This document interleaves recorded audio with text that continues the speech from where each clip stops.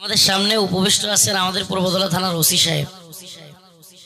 আসলে কি বলবো, যে মানুষটার কারণে আজকের এই প্রোগ্রামটা সম্ভব হয়েছে। ওনার আন্তরিকতা এবং সর্বোচ্চ রেসপন্স এবং দিনের প্রতি ভালোবাসা মহাব্বত উনি চেষ্টা করেছেন, এবং নেত্রকোনা জেলা প্রশাসনকেও আন্তরিকভাবে ধন্যবাদ জানাতে হয়। আমি নিজে এসপি সাহেবের সাথে দেখা করছি, তারাও খুব আন্তরিক ছিলেন। আসলে কিছু মানুষ তাদেরকে উস্কায়া দেয়, আমাদের ব্যাপারে ভুল মেসেজ দেয়, সাক্ষাৎ হলে এই মেসেজগুলো ক্লিয়ার হয়ে যায়। তো আসলে কি বলবো, বলার ইয়া নেই। এখানে আসতে পর্যন্ত চাইতেছিল না, আমার বাসায় আইসা বলতেছে হুজুর এদিকে যাওয়ার দরকার নাই, হুজুর বয়ান করতেছে ডিস্টার্ব হবে, আসতেই চাচ্ছে না। আমি বলছি না, আপনি একটু সালাম দিয়ে যান, সমস্যা নাই। আপনি যেহেতু এত বড় এটা করছেন, আমাদের সবাই তো একটু আপনার সালামটা দরকার, আসেন। আমি ওনাকে বলবো একটু, আমি বলছিলাম আরো আগে আসার জন্য, কিন্তু উনি বলতেছে হুজুর মাহফিলে গেলে তো হুজুরদের ইয়া হবে, এই জন্য উনি অনেক লেট করছে, এবং এখান থেকেও ঘুরে যেতে চাইছিল, গাড়ি ঘুরায় ফেলছে। আমি বলছি আসেন একটু সালাম দিয়ে যান। ওসি সাহেব খুবই আন্তরিক, জামালপুরে বাড়ি, আল্লাহ পাক তাকে দিনের পথে কবুল করুক, বলেন আমিন। নেত্রকোনা জেলা প্রশাসনেরও যারা হেল্প করছেন তাদেরকেও আন্তরিকভাবে ধন্যবাদ জানাই।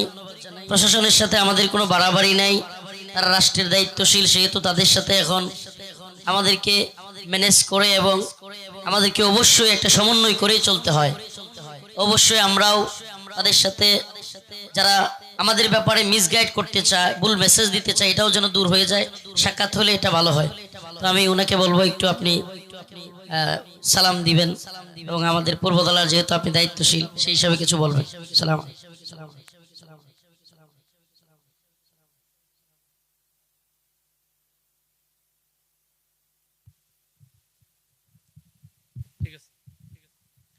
বিসমিল্লাহির রহমানির রহিম। সম্মানিত মুসল্লিয়ান, আসসালামু আলাইকুম। আজকে এত সুন্দর একটি ধর্মীয় মাহফিলে আপনাদের সামনে উপস্থিত হতে পেরেছি, এর জন্য আমি আসলে মহান আল্লাহর কাছে কৃতজ্ঞতা জানাই, আলহামদুলিল্লাহ।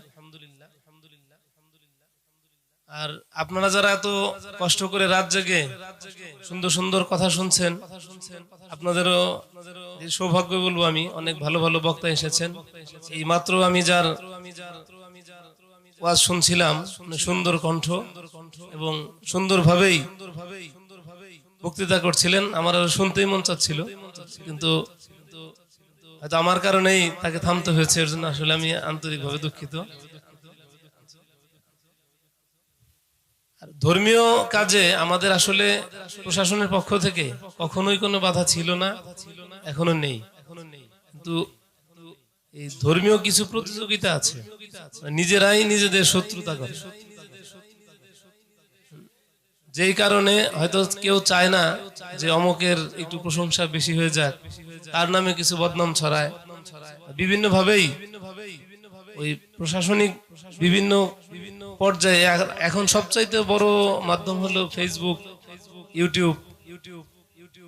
কেউ তো মানে কাউকে থামানো যায় না, যার যার কথা বললেন, যে একজন মানে একদম ইয়ের জায়গায় আছে, মানে দুর্গম জায়গায় আছে, যার খবর কেউ জানতো না, সেও ভাইরাল হয়ে যায় শুধু এই ফেসবুক ইউটিউবের কারণে। আর ভাইরাল হওয়ার সবচাইতে সহজ উপায় হলো কারো বিরুদ্ধে বা বিখ্যাত, যে ভালো হয়ে মানে বর্তমানে ধরেন বিখ্যাত, তার বিরুদ্ধে কিছু বলা। ওই মিথ্যা বানোয়াট কিছু বললেন, কে বলছে সেই তো ভাইরাল হবে। নিজেকে ভাইরাল করার জন্যও অনেক সময় দেখবেন কোরআন হাদিসের বিপক্ষে বিভিন্ন কথা বলে, নিজে পরিচিত হওয়ার জন্য। তার জায়গা যে কোথায় হবে, জাহান্নামের কোন স্তরে হবে, সে নিজেও জানে না, দুনিয়ার বুকে ভাইরাল। যাই হোক, আমরা যাতে এই ধর্মীয় কাজে সবাই সহযোগিতা করি, কোনো ভুল ভ্রান্তি না ছড়াই, এবং কেউ কোনো সংবাদ শুনলে সেটা যেন সঠিকটা জানার চেষ্টা করি। দেখলাম একজনের কথা বললো, গুজবে কান দিয়ে আমি এই ফেসবুকে প্রচার করলাম, আমরা যেন এটা থেকে বিরত থাকি। ফেসবুক যেমন আপনার একটি প্রচারের সহজ একটি মাধ্যম, আবার আপনাকে ধ্বংস করার জন্য একটি মাধ্যম। এই বর্তমান যুগে আমরা যে মোবাইল ব্যবহার করি, অ্যান্ড্রয়েড মোবাইল, এটা আমাদের যেমন পৃথিবীটাকে একদম হাতের মুঠোয় এনে দিয়েছে, যে আপনার আত্মীয় স্বজন অনেক দূরে আছে, যার সাথে আগে হয়তো দেখা করতে পারতেন না, চিঠি একদিন পাঠালে 7 দিন পরে পৌঁছাইতো যে আপনি কেমন আছেন। এই যে জানার জন্য যে চিঠি পাঠাতেন, সেই চিঠির উত্তরে যদি লেখে যে আলহামদুলিল্লাহ ভালো আছি, এই উত্তর আসতে আসতে সে অসুস্থ হয়ে যেতে পারে। আর এখন আমরা পৃথিবীর যেই প্রান্তে থাকেন তাকে সরাসরি দেখতে পারেন ভিডিও কলের মাধ্যমে। এটি যেমন আমাদের একটি মানে নিয়ামত, ঠিক এর বিপরীত একটা জিনিস আছে, এর মাধ্যমে আপনি অনেক কুকর্মে লিপ্ত হতে পারেন। রাত জাগে অনেকেই ফেসবুক, ইন্টারনেট, ইউটিউব দেখেন, বিভিন্ন কিছু দেখেন, চোখেরও ক্ষতি, আপনার ঘুম নষ্ট, সকালবেলা ফজরের নামাজের খবর নাই। আমরা যাতে এই সঠিক ব্যবহার করি সেই দিকে আপনাদেরকে আহ্বান জানাবো। এবং ওই ফেসবুকে যা দেখেন না বুঝেই লাইক শেয়ার করবেন না, আগে সত্যতাটা জানার চেষ্টা করেন। যে কোনো গুজবে কান দিবেন না। সামনে নির্বাচন আছে, নির্বাচন নিয়েও কিন্তু অনেক ধরনের বিভ্রান্তি হয়, দেশে একটা অস্থিতিশীল পরিবেশ তৈরি করার চেষ্টা করে। সবাই সতর্ক থাকবেন, কোন ধরনের বিভ্রান্তিতে কান দেবেন না। আর যে আজকে আমরা যেখানে এসেছি একটি দ্বীনি প্রতিষ্ঠান, যেখানে দিন শিক্ষার কার্যক্রম শুরু করবে, যেই কারণে আপনাদের সাথে একটু পরিচিতির একটু বিষয়, এবং সবারই উচিত আগে হলো দ্বীনি শিক্ষা অর্জন করা। আমরা না জেনে না বুঝে অনেক ধরনের কথা বলি, আমরা যেন সেই অজ্ঞভাবে কোনো কথা না বলি। যারা দ্বীনের কথা বলছে, একজন পড়াশোনা করে আলেম হয়েছে, আমি ওই লাইনে পড়াশোনা না করেই তার ভুল ধরি, কি বলে। আমরা যেন অন্তত সঠিক শিক্ষাটা অর্জন করি, তারপরে মানুষের ভুল ধরার চেষ্টা করি। আর অন্যের ভুল ধরে বড় হওয়া যায় না, নিজের ভুল ধরে বড় হইতে হয়।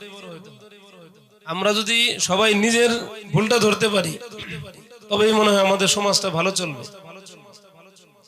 আমরা যদি গ্রামে চা স্টলে বসি, কেউ সামনে দিয়ে হেঁটে গেলেই কয়েকজন ধরবে, এটা কে যায়, এই যে শুরু হলো তার ইতিহাস নিয়ে বদনাম করা, এর বাবা এই করে, ওর এই ভাই বোন এমন, সে নিজে এই কাজ করছে, ওই কাজ করছে, সব বদনাম শুরু হয়ে যায়।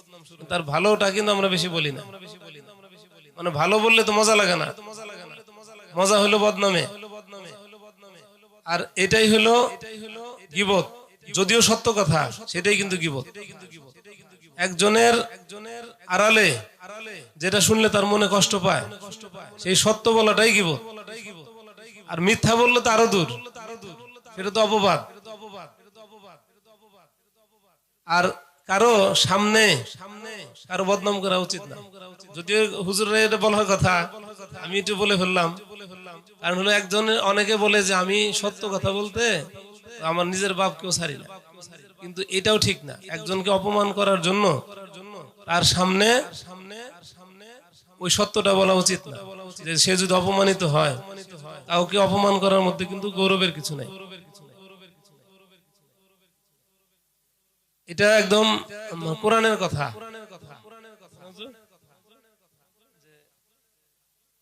অপমানিত কাউকে করতে হয় না। একদম সামনাসামনি কাউকে অপমান করে দিলেন, সত্য ঘটনা বলেই যে তুমি তো, তোমার তো এই দোষ আছে, কিন্তু এটা আপনি অপরের দোষ যে গোপন রাখে, আল্লাহ তার দোষ গোপন রাখে। সেই জন্য আমরা কারো বদনাম করব না। আর সবার যারা সন্তান আছে, দ্বীনি শিক্ষা প্রথম অর্জন করানোর চেষ্টা করবেন। সবাই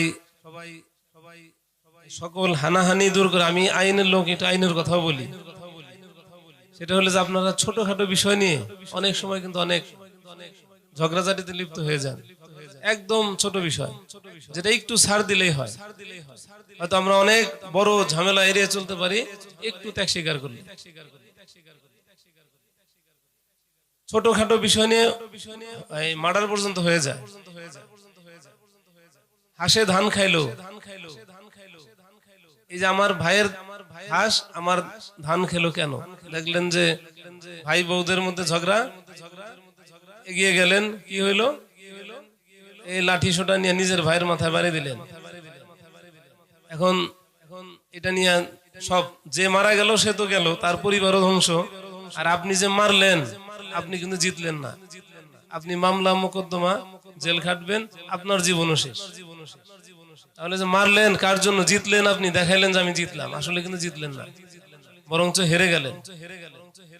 আমরা এই যে কোনো ছোটখাটো বিষয়ে নিজেরা একটু ত্যাগ স্বীকার করার চেষ্টা করব। আমার ওই কারো বিচার সালিশের আওতায় যেতে হবে না, আইন আদালতেও যেতে হবে না, একটু ত্যাগ স্বীকার করা, ধৈর্য ধারণ করা। ইন্নাল্লাহা মা'আস সাবিরিন, আল্লাহ ধৈর্যশীলদের সাথে থাকে। আমরা যেন ধৈর্য ধারণ করি। ধৈর্য হলো একটি কাঁটাযুক্ত গাছ, আর তার ফল হলো অনেক মিষ্টি একটা ফল। ধৈর্য ধরাটা কঠিন, কিন্তু তার পরিণামে অনেক ভালো কিছু পাওয়া যায়। আমরা অনেকেই শুধু নামাজ পড়ি, কিন্তু কোরআন বোঝার চেষ্টা করি না। বাংলা অর্থ সহ আছে, একটু বুঝলেও অনেক কিছু আছে। কোরআন হলো একটি পরিপূর্ণ জীবন বিধান। একটু যদি চেষ্টা করি দেখবেন যে সব আছে, সব কোরআনে বারবার বলতেছে ধৈর্য ধারণ করা। ধৈর্যের সব সময় মেসেজ হলো ধৈর্য ধারণ করার জন্য। ধৈর্য ধরলে আমাদের ইহকালেও যেমন শান্তি, পরকালেও শান্তি। যাই হোক, অনেক রাত হয়ে গেছে, অনেক কথা বলে ফেললাম। সবাই আমার জন্য দোয়া করবেন, আমি যেন ভালোভাবে আপনার যতদিন এখানে আছি আপনাদের এই পুরা পূর্বধলাবাসীর যেন খেদমত করতে পারি। আমার উপর যে দায়িত্ব আছে, আমি যেন আইনানুগ ভালোভাবে সেবাটা করতে পারি, সে দোয়া করবেন আমার জন্য। ধন্যবাদ সবাইকে। আসসালামু আলাইকুম।